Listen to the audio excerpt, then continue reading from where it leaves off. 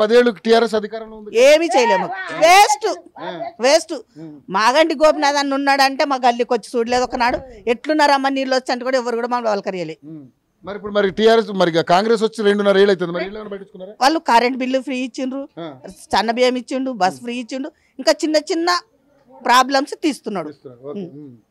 మరి ఇక 10 ఏళ్ళ నాడు చేయన్నాడు, 2 ఏళ్ళలో ఏం చేస్తాడు? ఇప్పుడు మీకు కరెంట్ ఫ్రీయా? ఫ్రీ.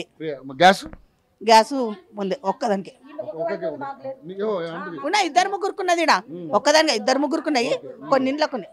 ఎప్పుడైనా ఎవరైనా ఏమన్నా అధికారులు ఎవరైనా వచ్చారు? ఎవ్వరు రాలేదన్న, ఎవ్వరు రాలేదు. మేము మా బస్ లీడరే ఒక ఆయన ఉండే ఆయన కిడంగా 10 సార్లు బాగా కూడా చూపించినా కూడా చేస్తా, ఫోన్ చేస్తా, వాళ్ళు వస్తారు, ఫోన్ చేస్తా. ఇంటికి కూడా పోయి కొట్లాడి ఎన్నిసార్లు ఈ 25 ఏళ్ళలో కొట్లాడిపోయి వచ్చినాం ఆయనతోటి.